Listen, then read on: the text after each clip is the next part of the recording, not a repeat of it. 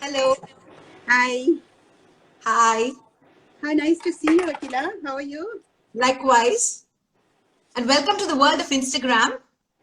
Yeah, I can't tell you how difficult it was to learn how Yep. to download, install, and I've done. Subiksha has done a magnificent job. She's taught me I how know to do it in record time. that's great. I'm so glad. So Viksha has become like, I think she can start in like a tutorial for like allowing people to. Thank you so much Absolutely. for, doing this. It means a lot.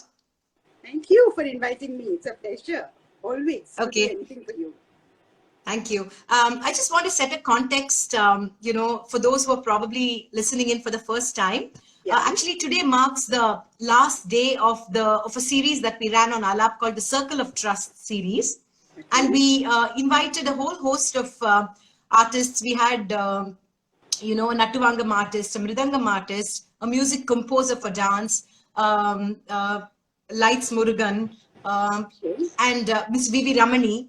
And I was really Okay. keen for you to be a part of the series, also because, as you're such a multifaceted artist who I've deeply admired. And I wanted for you to really share with us how just this idea of trust amongst the many, many roles that you play, both as an arts critic, as a theater director, musician, and a playwright. So I've had the opportunity of, as a young, when I was studying to be a journalist, I would read your reviews and feel so inspired by it. They And make then I me had the feel opportunity. absolutely ancient. Yeah, well, I'm also not like that, like young anymore. And I remember also like having the opportunity of previewing several of your theater productions across publications.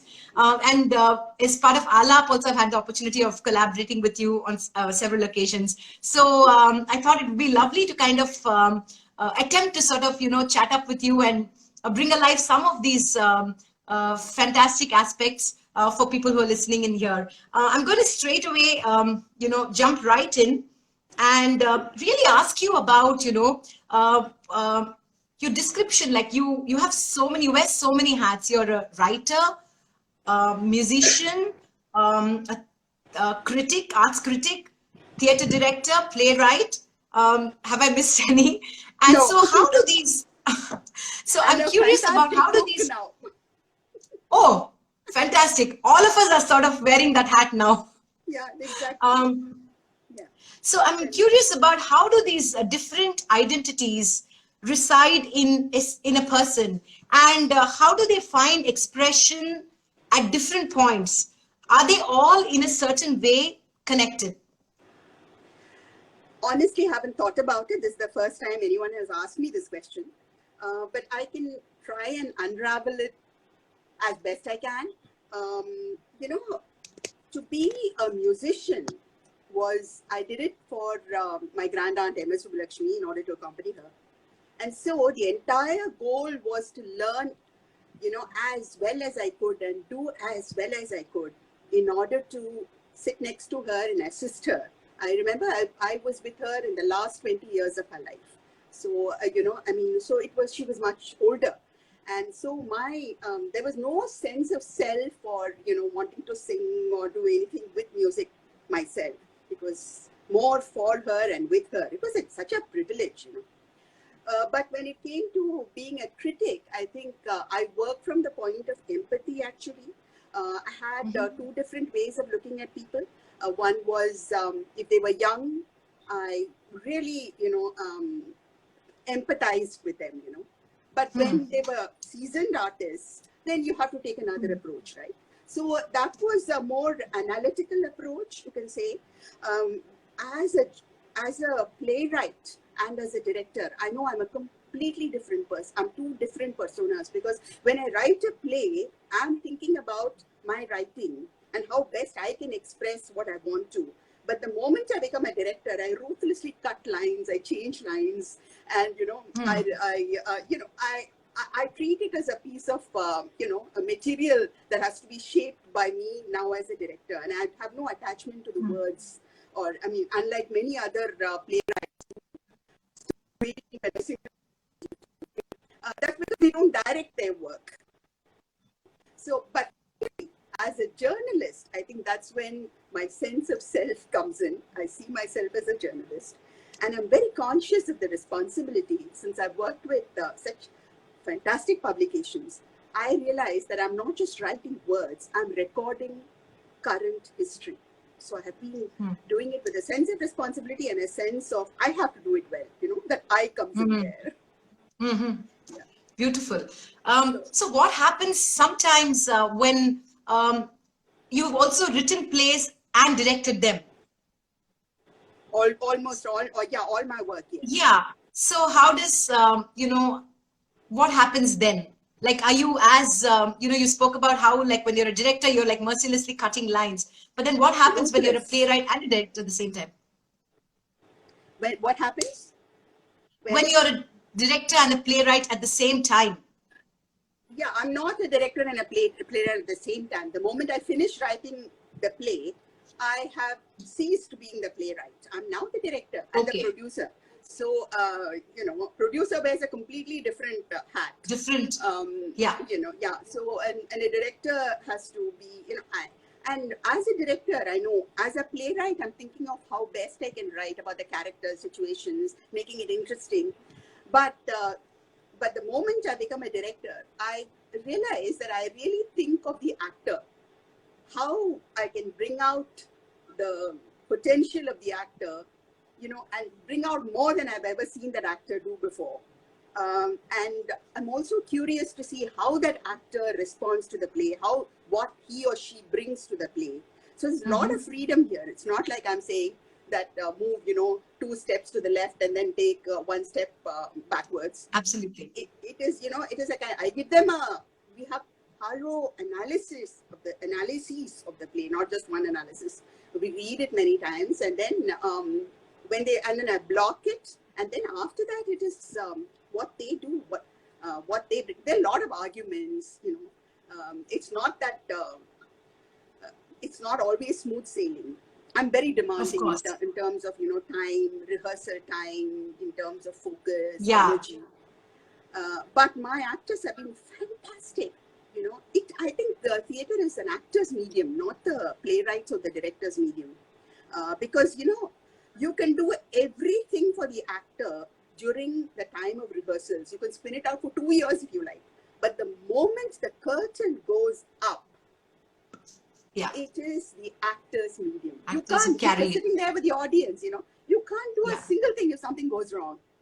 And if something comes out brilliantly, which it does, very often I've seen things coming out of the play which I had not expected, something much more than what I expected. It is magic. Absolutely. And you wait for that. Yeah. Yeah. You work for it, right? Yeah. You work for that. Yeah. Yeah. I'm going to ask you, Gowri, about the importance of trust in the context of the world of the arts. You work with so many artists. You share ideas with them. People trust you with writing about their work, reviewing their work. Talk to us about trust in the context of the arts. I have not been a critic for many, many years now. The moment I started directing plays, I stopped writing criticism because I think it was not very ethical. You can't, hunt with the hounds and run with the hare, So I stopped doing that. But when I was a critic, I think I've been very lucky. I wrote at a time when artists were not so, what shall I say, were not so confident, maybe that's the only word I can use perhaps, not so confident in terms of, getting into arguments and so on. And I don't know if they cared that much, about what the critic wrote. And it didn't matter so much. Honestly speaking, I don't think a particular artist gets, let's take Sanjay Subramaniam. I don't think Sanjay Subramaniam gets an audience because a critic says that he is a fantastic singer. Of course. Not at all. Not at all. At least in India, it's not like that in the West. In the West, it's very different. The power of the critic is so, the critic dominates, And one negative word from a seasoned critic in a good publication can kill a play or a performance. It's not like that here. So it's a completely different thing. And if you ask me why do we still have criticism, we don't have much of it now. When I was writing, there were lots of critics, and many pages were devoted to criticism in almost all the publications, major publications in India. And I think what is important there, I think, is the communication to the reader. I always believe that criticism is not for the artist. The artist can criticize himself or herself, and they have their gurus, Criticism is to be a bridge between what the artist is presenting. It's a kind of a bridge between the artist and the audience, and the listeners. So there are certain styles which may seem difficult, or certain things which may seem too subtle. So or certain things may seem far too simple, but actually they're very sophisticated, apparently effortless, And for if you take Semangudi Srinivasa here, when he was singing his Sarvalaghu Swaras, I don't think he thought about what he was singing. It just poured out of him, But that virtuosity, that sophistication, that complexity is something that is, beyond imagination, right? So the duty, or I don't want to use the word duty, I think the function of criticism is to facilitate an understanding of a particular artist's style, and watch the artist's growth. I've seen so many of these wonderful musicians of today, from the moment they came to the stage, and now they're, they have a flag flying over them, right? So it is to watch that progress and see where they are going, how they develop their own particular style, their brand, what they do, which direction they take. Those are the things I think critics should do. Right. I'm going to bring you back.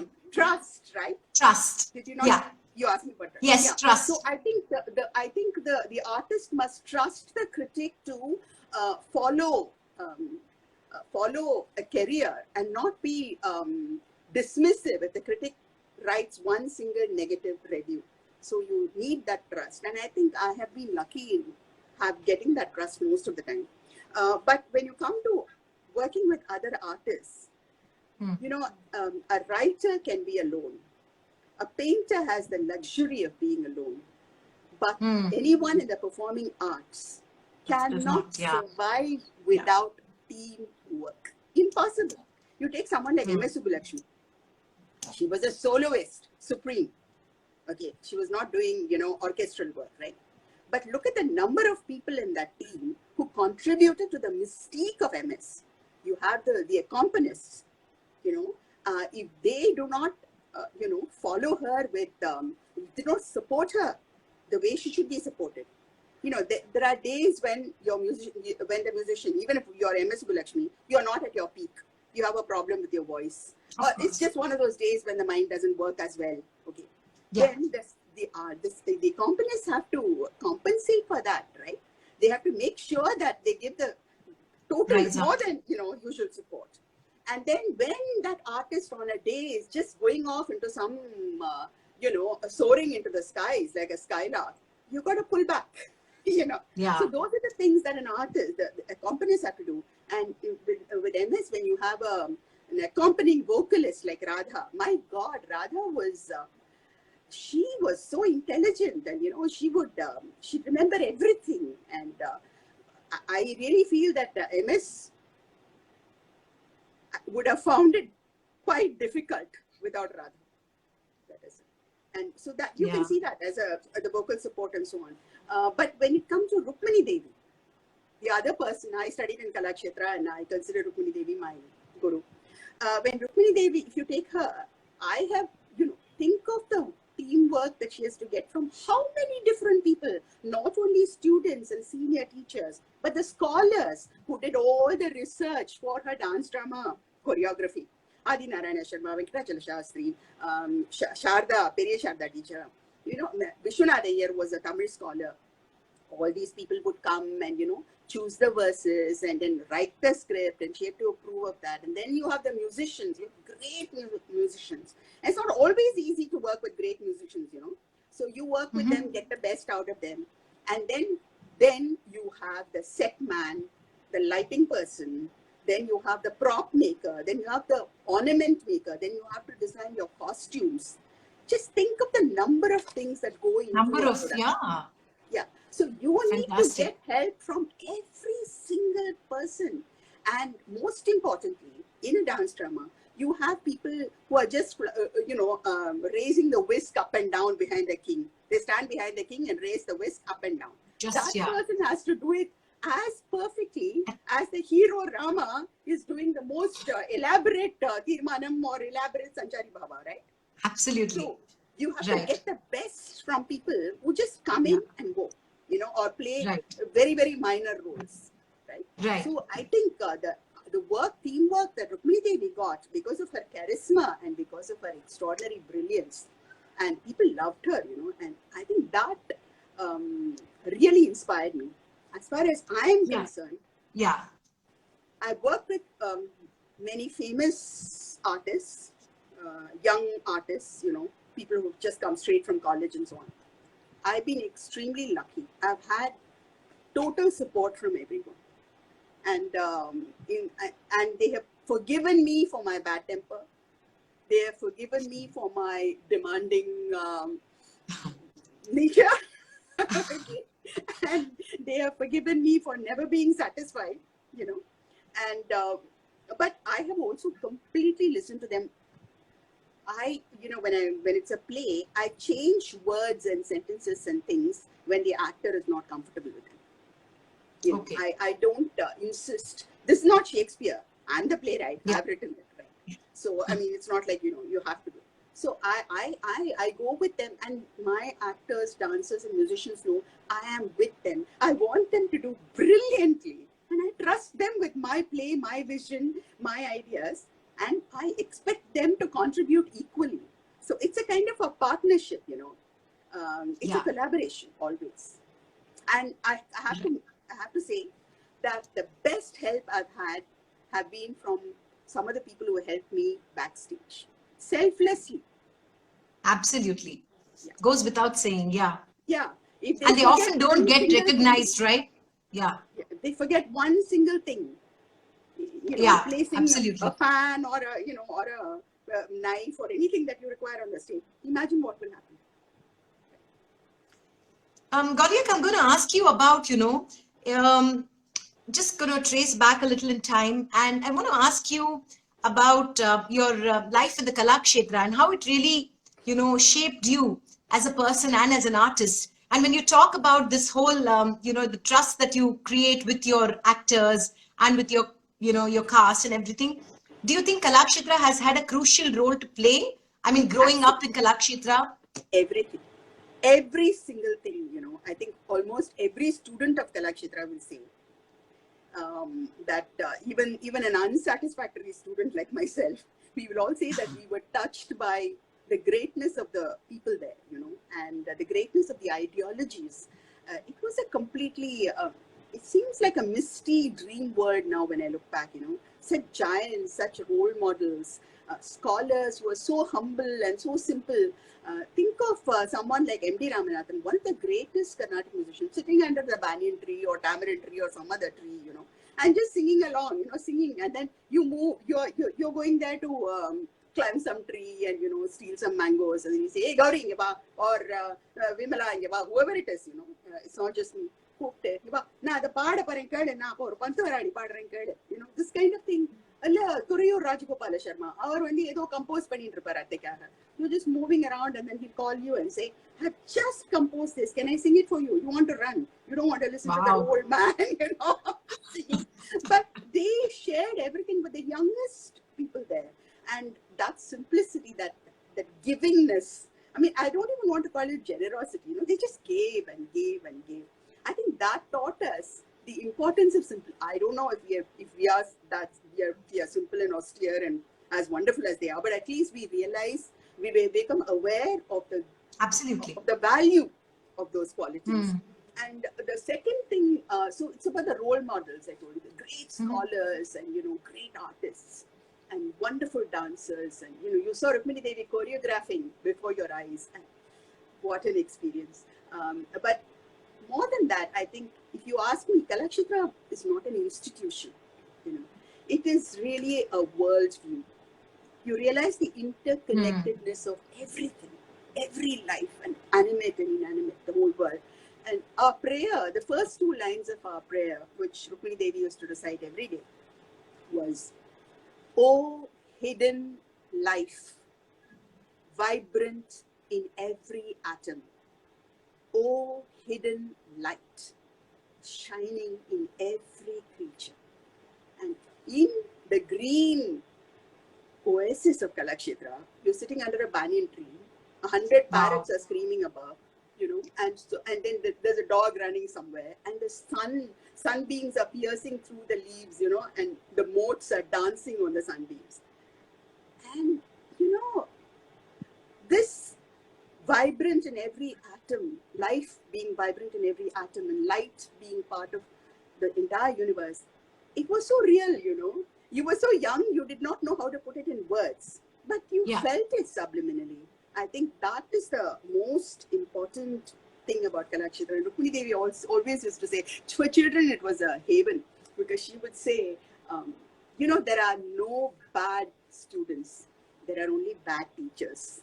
So think how lucky the children are. And she also used to, she used to just say things just in the passing like that. She'd say, language is limited, but art is unlimited. And things like that, just casually, and I still remember that what she said. And another time, I don't know whether she wrote this or whether she said it, but this was during the time when Jawaharlal Nehru was making a cake of himself over the Indo-China war. Things were going very badly for India, and we all knew that Nehru had made mistakes. And Atte said, in politics, it's not enough to be cultured and sensitive. You have to have common sense. So politics, what the environment, what was happening in the world, socio-political, economic situation, everything was part of our discussions. We were all aware of it. Art was not, in what shall I say, in an ivory tower where you pursued only dance and your adabas and your sanchari and your music and your whatever you're painting, whatever you're doing. It was connected to every part of life. Life so on earth, and to spiritual awakening. Right. I think that is Kalakshetra for me. That interconnectedness of everything. That's what we learn. So it's a worldview. I don't think it's an institution. Yeah, that's such a beautiful, such a valuable point. Have you ever thought about writing a play on your life in the Kalakshetra? No. I think Kalakshetra, Atte has done such fabulous dance drama productions and created such wonderful. I think they are temples. Each one is a temple, and I don't think anyone can do any justice to that. But every one of this might seem kind of presumptuous to say this, Akhila, but every one of my plays, every music or a dance theatre performance I've done, every single thing has been influenced by something directly from Rukmini Devi. There's no doubt about it. Of course, the kind of plays I write, the kind of techniques I use are modern, and they are certainly not, what Rukmini Devi would have used. Certainly not.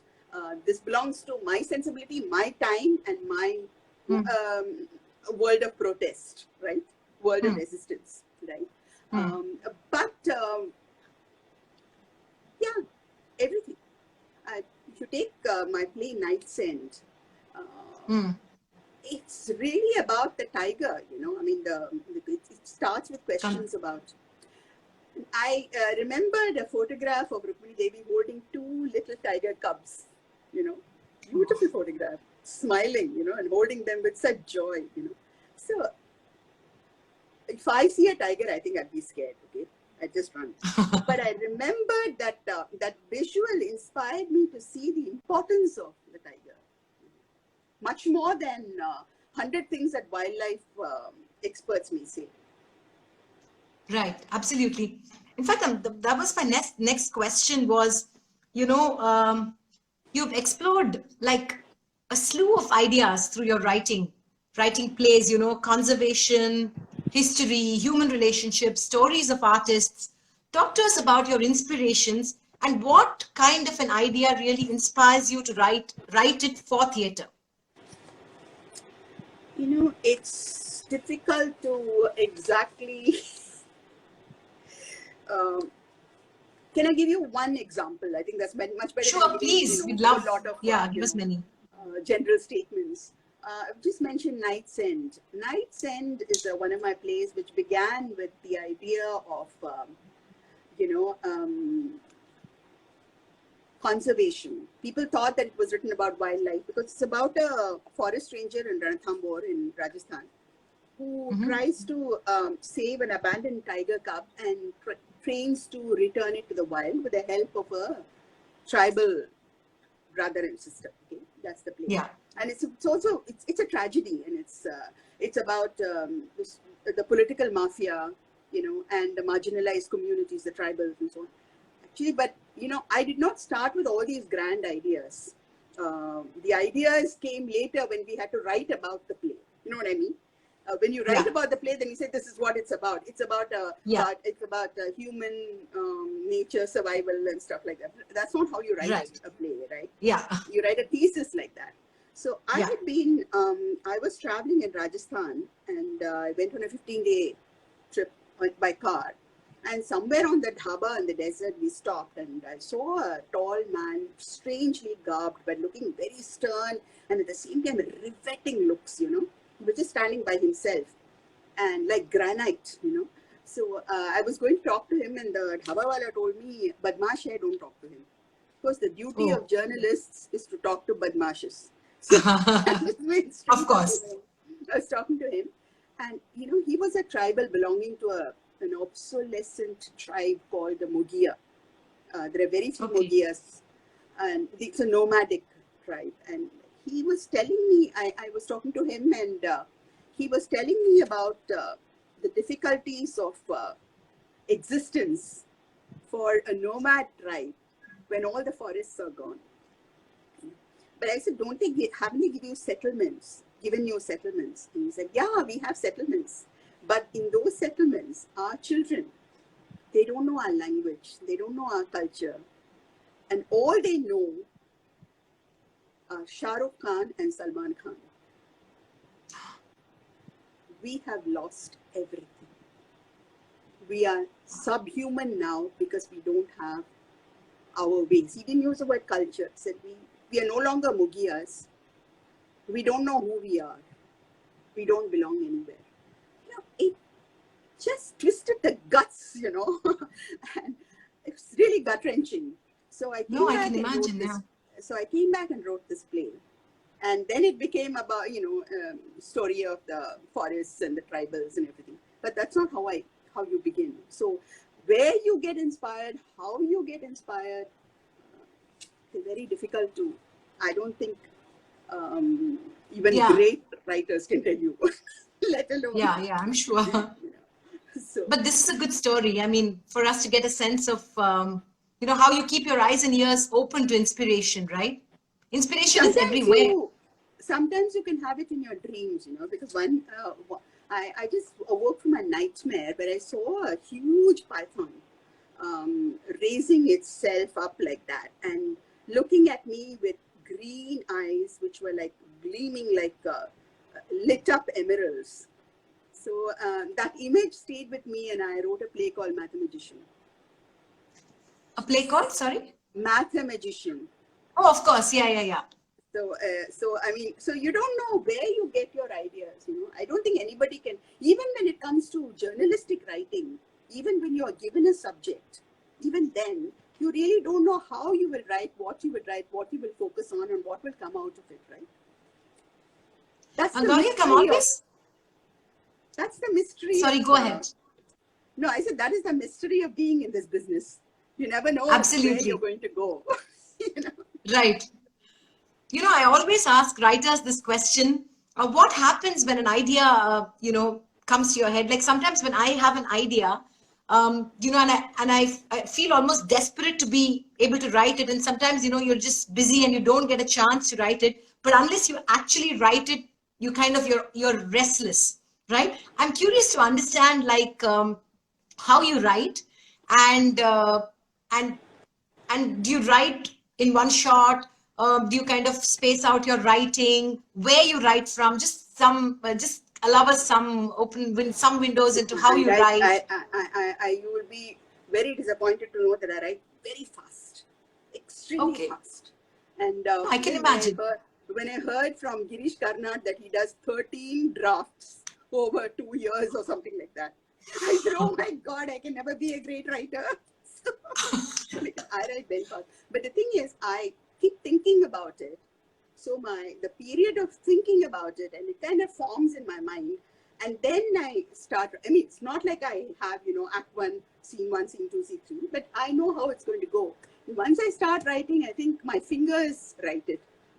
I don't think my head writes. It just happens. Yeah, and it is. You're right. It is a fine frenzy. When I wrote Math Magician, I actually had high fever. I developed high fever because the story was so gory and so frightening. Almost like, yeah. Yeah, it was so grim and so hopeless. Wow. I think you I'm ask gonna. anyone, they'll tell you these, even when you're writing, it doesn't have to be a piece of creative writing. I remember when I went to write about chicken workers in a Dalit village, outside Lucknow, some 100 miles away from Lucknow, and they were women who were doing this chicken curry embroidery. Chicken curry, yeah. Listening to their story, I was weeping there. I was just weeping when I heard their story. It moves you so much. When I came and wrote about it, I remember that I didn't cry when I was writing it, but I felt that original, breathlessness as I was writing it, because you relive Yeah. their sorrow, Yeah, their absolutely. hopelessness, their despair. Finally, my Yeah. son has a wonderful thing to say. He says that if you didn't suffer,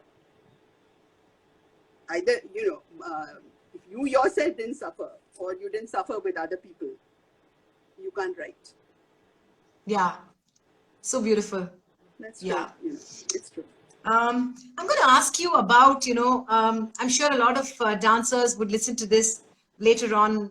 So I'm just curious to understand, I know that a fairly exacting director, and rigor is a very important, aspect of the way you train your actors, and you kind of that rigor is a very important part of the process.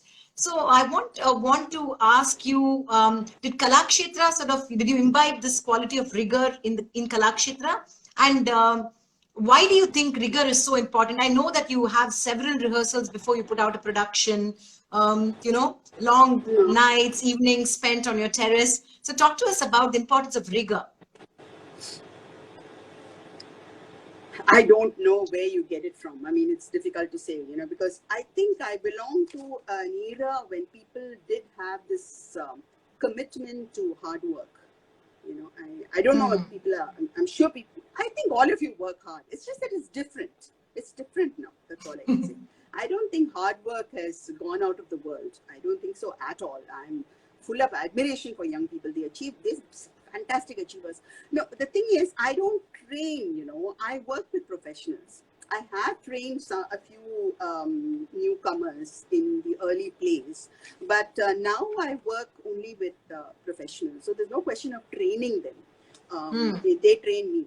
So, but the exactingness, if there is such a word, it's on both sides now. If I am exacting, my actor is equally exacting. So I think it's a very happy. I'm in a very happy place now. So Absolutely. yeah. So I don't think rigor is important. Why is rigor important? Okay, let's take many rehearsals. This is something that a lot of people, in fact, there was an actor who said that he was afraid to work with me because he thought that he couldn't rehearse as many times as I expected.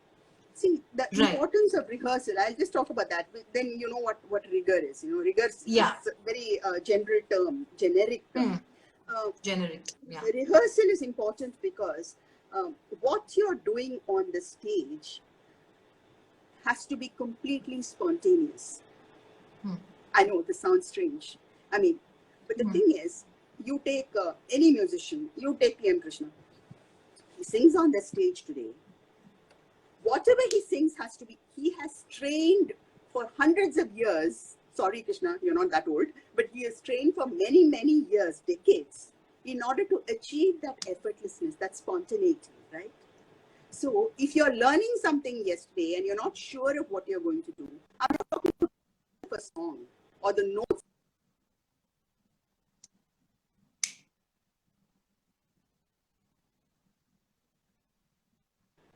If it's not part of you, if it's not blood,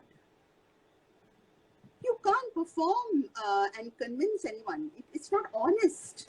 If what is it that you look for in an artist on the stage as a performer? You look for integrity, you look for substance, you look for honesty. You cannot have these qualities if you have not made whatever you're going to put on the stage part of you. It has to flow in your veins before you can get on it. You have to throb, it has to throb in your pulse and your heartbeat.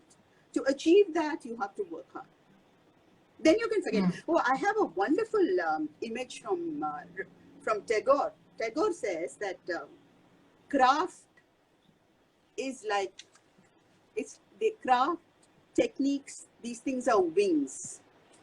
Once you know how to use those wings, you don't have to think about flapping. You just fly. Wow. So beautiful, yeah. Yeah. Gowrika, also your theatre is so beautifully layered with music and dance. And you've also made this such a sort of a real and organic part of how your plays really come alive, creating a sort of richness of texture. But creating that isn't easy. Can you please take one of your plays as an example and talk to us about this layering process? You're talking about dance and music? Uh-huh. Can we take Yashodhara? Of course. Yeah, I don't know. Yashodhara, as you know, is the story of the single mother and the abandoned wife of Gautama Buddha. So it has a very contemporary ring to it, even though it is about a mythological figure or a historical figure, but shrouded in, mythology, let us say. And there's so little known about Yashodhara, right? So, so when you decide to do it, so what is it that you do? I mean, I'm not sure I can just confine it to music and dance, because I see this whole process as something very holistic. I work with Maithili. Maithili, when I work with a dancer or a musician, I work as a director. I don't work like a guru. I'm not teaching them dance and music. I am their director. The thing is, much of the music I compose. Yeah, Yashodhara, the music, I compose the music. I chose the songs, I wrote the script, I did everything. Okay, that's a different thing. Correct. And then, you teach the song in the sense that, I don't know if I want to use the word teach, but, whoever, Amrita learned the other structure, and she sang, and Maithili. So what I usually do is I take every, we have long discussions, in this case about the character of Yashodhara.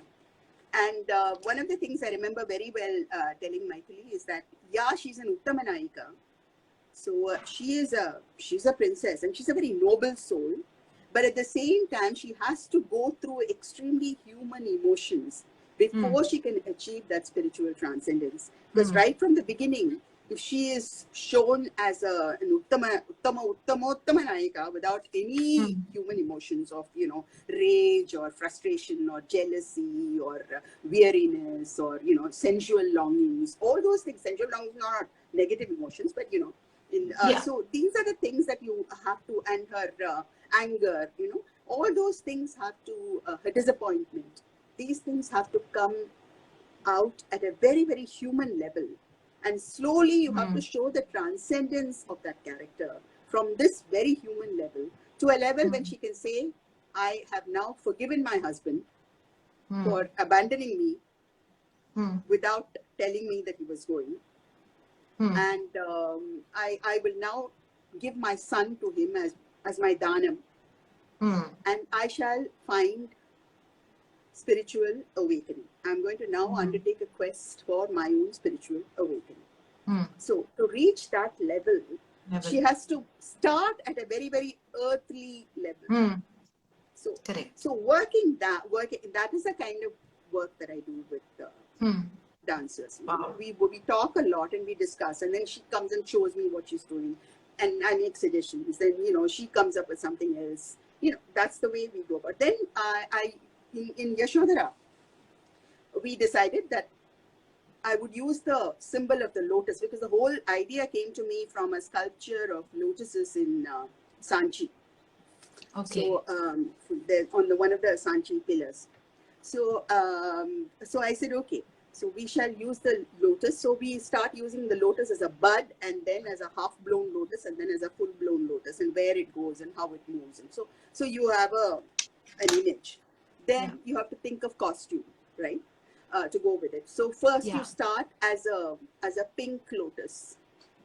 Okay. And then the lotus, when pink lotus for a young Yashodhara, who's with her husband, and she's completely happy and in a very happy place.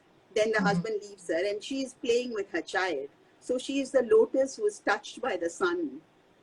So you give her a little golden, yellow dupatta, golden yellow dupatta. Then she's longing. The third scene is, time has passed and she's longing for her husband to come back. The earth is green and everything is, burgeoning and springtime. Then you give her a bit of green. And finally, so you keep changing little things in the costume. You don't entirely, have 4 different costumes. In the final stage, she wears completely white. She becomes a white lotus. White lotus, as you know, is a symbol of wisdom. So, and transcendence. So you have equanimity, Yeah.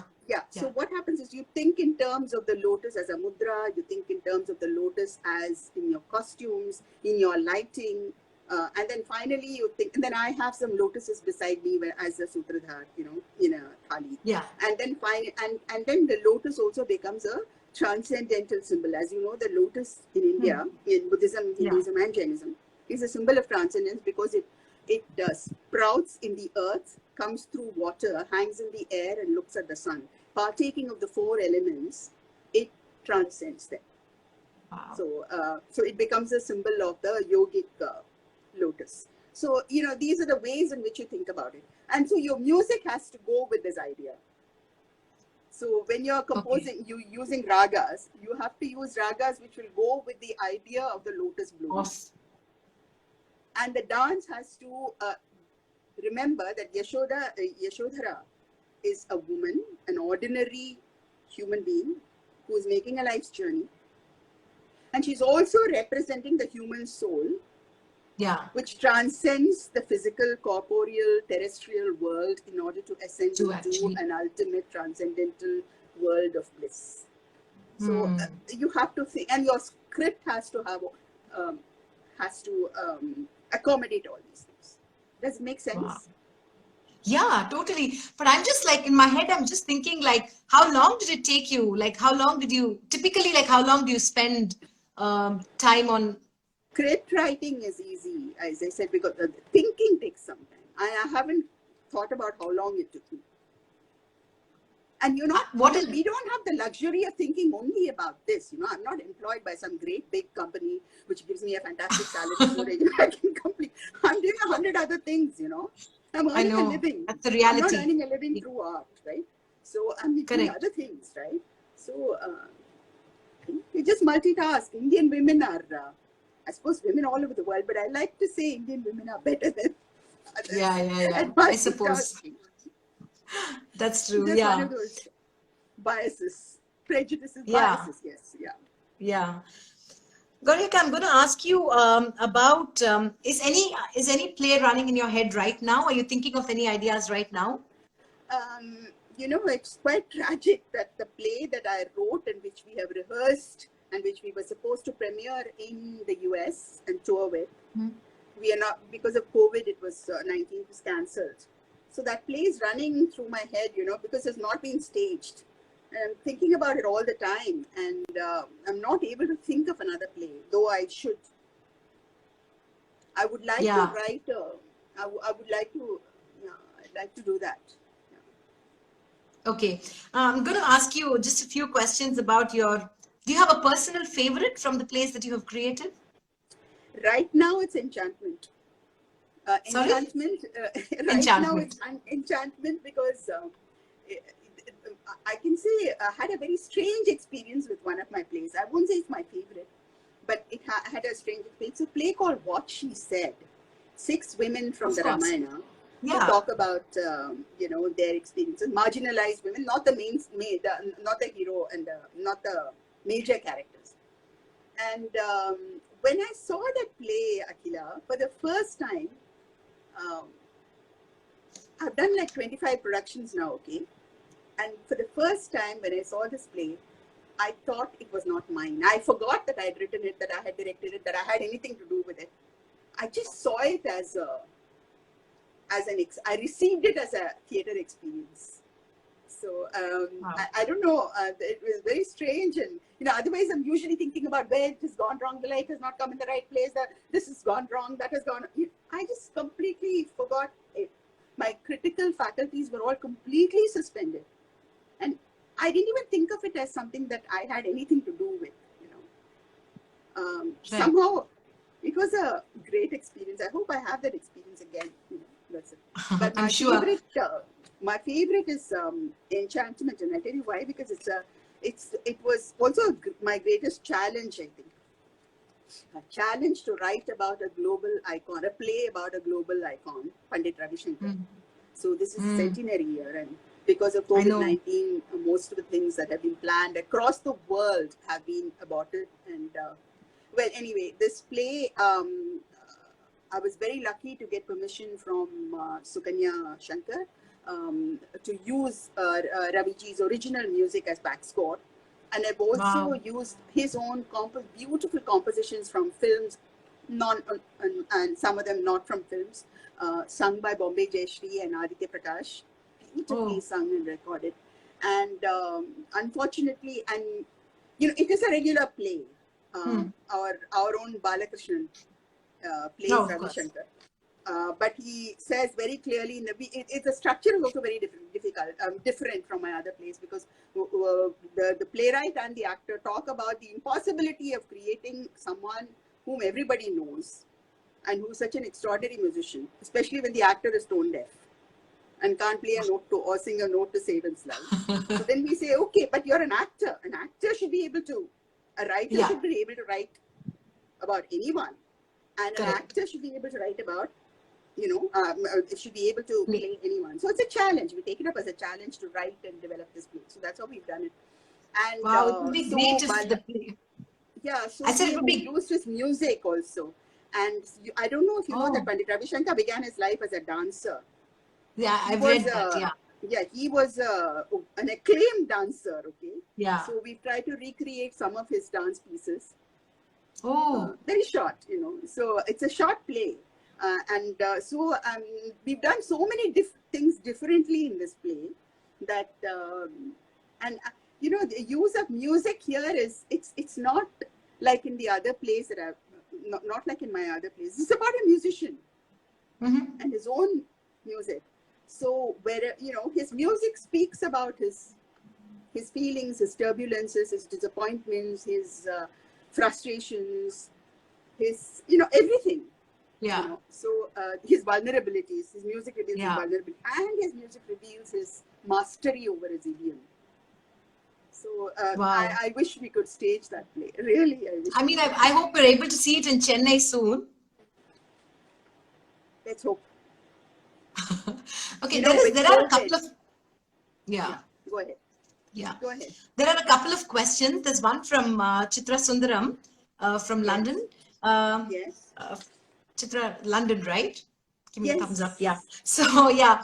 So there's a question about, do you make changes after a play is premiered? Absolutely. Absolutely. Because the first time, you can do 1,000 rehearsals in your mottamadi or in your studio. But the play really comes to life when it is staged on a stage before an audience. That's when you know its weaknesses. Yes, we do all the time. We keep trying to change. It's a live medium. It's not a film, no? It's not frozen forever and canned. Yeah, absolutely. Yeah, some of There's also the another. ideas come from the actors themselves. Yeah. There's another question from Jagusheni, a dancer. She wants to know, since you write fast, Yes. is the first draft always the final draft? You know, since we are doing it on laptops now, there are no Yeah, series of drafts anymore. There is only one draft. It exactly. keeps getting modified and rewritten and edited. So there is, so there are no. So there are not many drafts in that sense. I mean, we keep revisiting it anyway, right? Yeah, yeah. So there is in the past when you were typing it out or writing by hand, Yeah, you had many drafts. drafts. Now there is Yeah, only one draft. right, right. That's true. Gaurika, I have one question, and I often ask artists this. I mean, do you have any regrets? Surely life as an artist isn't easy. There are so many frustrations, so many challenges, so many concerns. How have you learned to really move forward? And I ask this because I'm in the space of the arts. I work with artists, and often disappointments keep coming. How does one cultivate a certain sense of, I don't know, equanimity to be able to forget it all and move forward? By singing Kurai Ondrum Illai. It was MS Lakshmi's signature song, Kurai Ondrum Illai, I Have No Regrets. And she would sing it in a way that convinced, my father used to tell her, my father was a nephew and used to tell her, it's a miracle, he used to tell her, it's a miracle that you who keep complaining about everything from the top of your head to the tip of your toe can sing Kurai Ondrum Illai, I Have No Regrets, and convince audiences that you have no regrets and they have no regrets. So I don't Right. know. I don't have any regrets. Absolutely not. It's challenging, Of course, it's challenging. There is no easy. But the thing is, art has made me go where you don't go, and where you don't think that you can ever go. So I mean, that's such a huge compensation that everything else, I think, pales into insignificance before that. Lovely. There's another question that I'm just trying to find. Just give me a second. It's a question on how do today's critics receive your work? Is it very different from the way you are or were as a critic? That's a really interesting question. I had that question on my list as well. I really don't remember. I think it's quite a myth to say that there were fantastic critics in the past and now you don't have critics, because I think it is true that you had very many good critics in the past compared to today, because there was space in publications to publish them. Today, which newspaper or magazine carries serious reviews regularly? See, what appears in social media, that's not criticism. That's a kind of a personal, subjective reaction. And while it is valid in its own sphere, it is not criticism. It doesn't really help the artist. So, or it becomes a personal, subjective response to something, and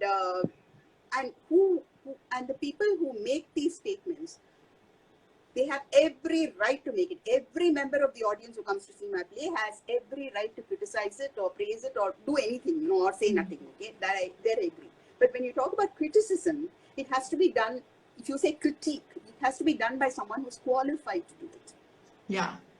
And that qualification, I don't think today people have, because, and I'm sure they will develop it. You have to develop that. You can't have it on day one, Where are the publications which foster the growth of critics? So what's the use of blaming people and blaming the critics and saying that you don't have critics, they don't know how to write, and they don't have discernment? No one supports criticism. If you say artists are not supported, I think critics are even less supported in India. Right. So I think it's a very tragic situation, because unless you have good criticism, sensible, good criticism, I don't think art can grow very well. It can become very narcissistic and very lopsided, you know, because you need that balance. You need a critical eye. Right. So we Absolutely. now ask our friends, you know, friends who are, you know, blunt friends, who will tell you the truth, you know. Yeah. Those sort of friends. Yes, Meenakshi, yeah. We ask them for criticism. We need you need criticism, and when I say criticism, I mean adverse criticism. Right, right. Absolutely, yeah. You know, Chitra has another really interesting question. Would you ever consider fixing and releasing your plays in print for someone else to direct?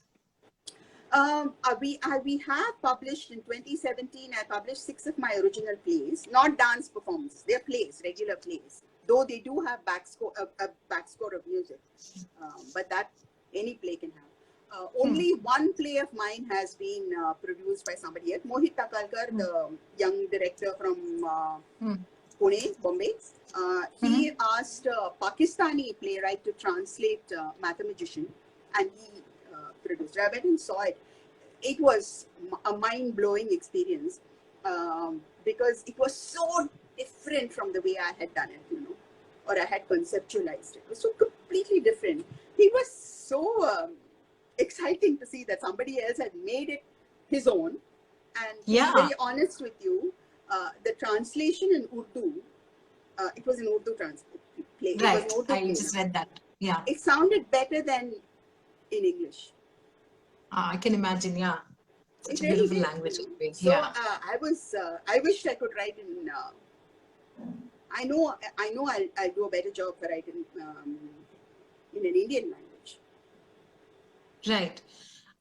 There's a really interesting question about the dynamic of the audience. Like, do you ever think about the audience when you write a play? Like, do you think that is that part of, you know, when you think about writing a play, what is the role of the audience? Do you think this is going to connect with my audience and therefore I could... See, with dance and music, I think you can think about the audience because you do have a regular and predictable kind of audience for dance and music all over the world. I mean, when I say all over the world, I'm talking about the audiences who come to see Bharatanatyam or Kathak or, you know, any Indian dance form or, you know, Indian dance. You have a predictable kind of audience. But when it comes to theatre, your audience is first of all much smaller. My kind of theatre, you know, it's a niche theatre, much smaller, and it's so completely unpredictable. The audience, you know, for what she said, I was simply stunned. People, I had never seen those people. So many young people came from so many different, you know, fields, and it was. They may never come to another play of mine. It so happened that that particular play, they saw it, you know, advertised in social media, whatever, it caught their interest.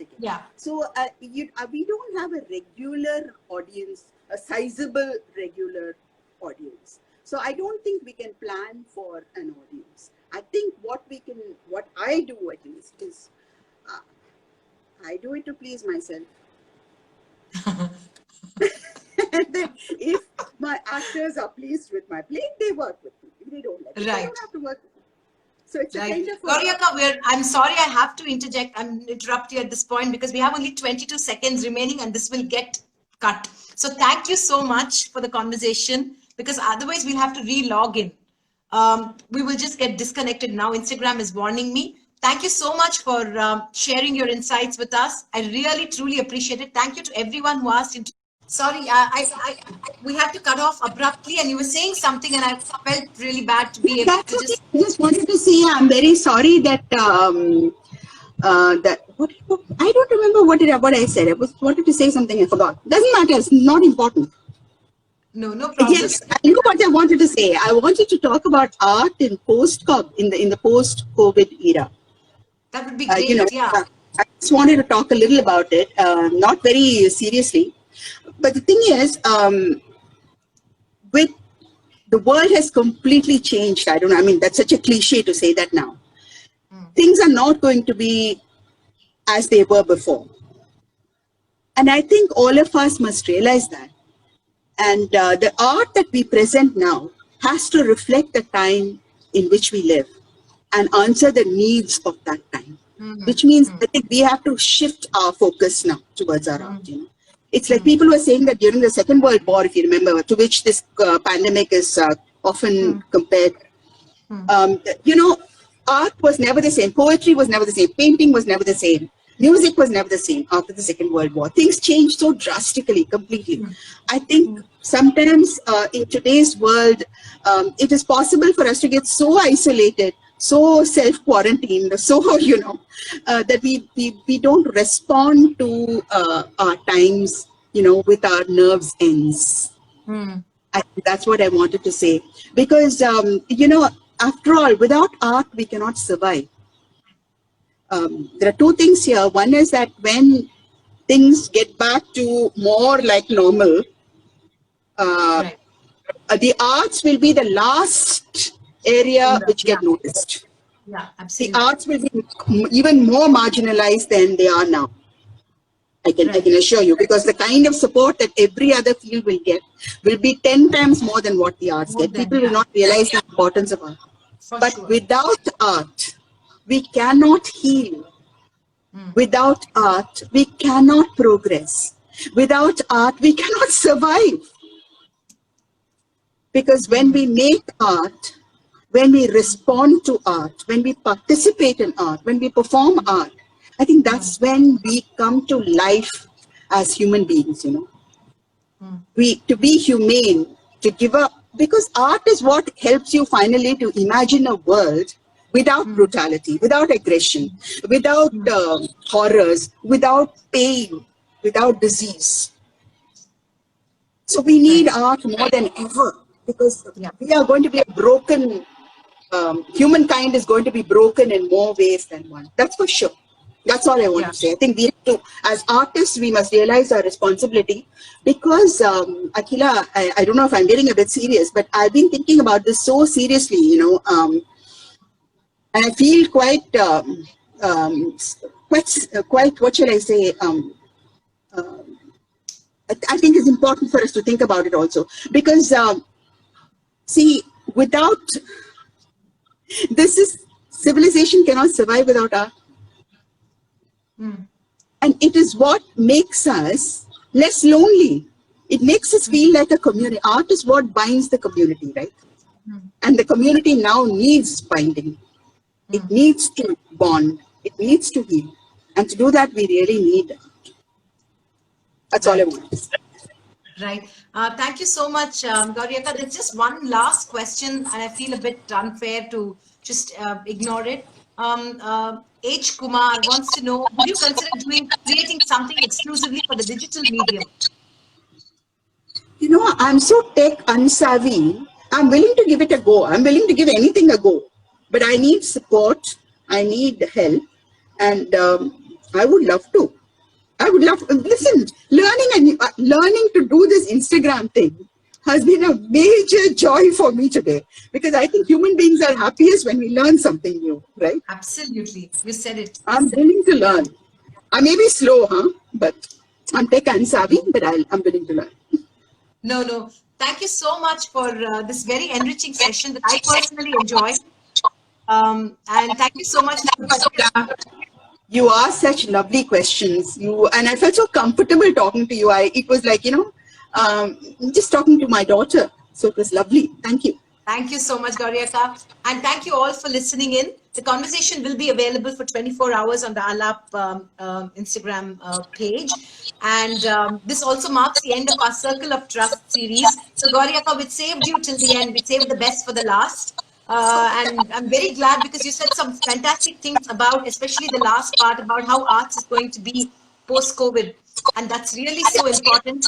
And I really want to re-emphasize that. I'm going to write a little post on that as well and share everything that you said so people can read it and, you know, listen to this conversation, those who missed it. Thank you so much once again. Please stay safe and let's be in touch. If you want to create something in the digital space, we're always available to collaborate with you. Thank you, Sudhi. Thank you very much. Thank you. Bye. Thank you, everybody. I wish you all the best. Stay safe. I will. Thank you. Bye.